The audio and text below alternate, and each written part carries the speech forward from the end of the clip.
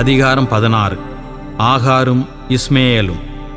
ஆபிராமின் மனைவி சாராய்க்கு மகப்பேறு இல்லை. சாராய்க்கு ஆகார் என்ற எகிப்திய பணிப்பெண் ஒருத்தி இருந்தாள். சாராய் ஆபிராமிடம், ஆண்டவர் என்னை பிள்ளை பெறாதபடி செய்துவிட்டார்.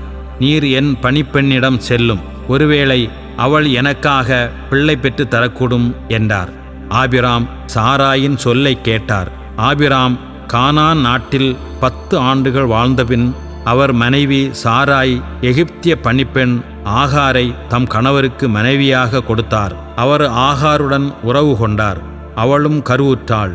தான் கருவுற்றிருப்பதைக் கண்டதும் தன் தலைவியை அவள் ஏளனத்துடன் நோக்கினாள். அப்பொழுது சாராய் ஆபிராமிடம், எனக்கு இழைக்கப்பட்ட தீங்கு உம்மேல் இருக்கட்டும். நீர் தழுவும்படி நானே கொடுத்த என் பணிப்பெண் அவள் கருவுற்றிருக்கிறாள் என்பதை கண்டதிலிருந்து என்னை ஏளனமாக நோக்குகிறாள்.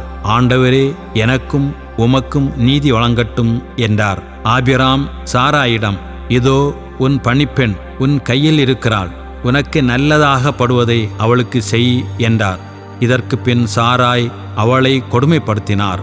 ஆகவே ஆகார் சாராயிடமிருந்து தப்பி ஓடினாள். ஆண்டவரின் தூதர் அவளை பாலை நிலத்தில் இருந்த ஒரு நீரூற்றுக்கு அருகில் கண்டார். அந்த ஊற்று சூருக்கு செல்லும் வழியில் இருந்தது. அவர் அவளை நோக்கி, சாராயின் பணிப்பெண் ஆகாரே, நீ எங்கிருந்து வருகிறாய், எங்கே போகிறாய் என்று கேட்டார். அதற்கு அவள், என் தலைவி சாராயிடமிருந்து நான் தப்பி ஓடுகிறேன் என்றாள். ஆண்டவரின் தூதர் அவளிடம், நீ உன் தலைவியிடம் திரும்பி சென்று அவளுக்கு பணிந்து நட என்றார். பின்பு ஆண்டவரின் தூதர் அவளிடம், உன் வழிமரபினரை யாரும் எண்ண முடியாத அளவுக்கு பெருகச் செய்வேன் என்றார். மீண்டும் ஆண்டவரின் தூதர் அவளிடம், இதோ கருவுற்றிருக்கும் நீ ஒரு மகனை பெற்றெடுப்பாய், அவனுக்கு இஸ்மயேல் என பெயரிடுவாய். ஏனெனில் உன் துயரத்தில் ஆண்டவர் உனக்கு செவி சாய்த்தார்.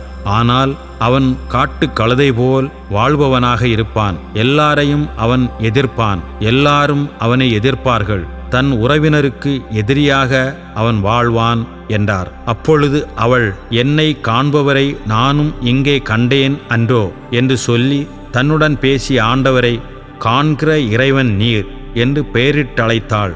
ஆகவே அந்த கிணற்றிற்கு பெயர்ல காய்ரோய் என்ற பெயர் வழங்கலாயிற்று. அது காதேசுக்கும் பேரேதுக்கும் இடையே இருக்கிறது. ஆகார் ஆபிராமுக்கு ஒரு மகனை பெற்றெடுத்தாள். ஆகார் பெற்ற தம் மகனுக்கு ஆபிராம் இஸ்மயேல் என்று பெயரிட்டார். ஆகார் ஆபிராமுக்கு இஸ்மயேலை பெற்றெடுத்த பொழுது அவருக்கு வயது 86.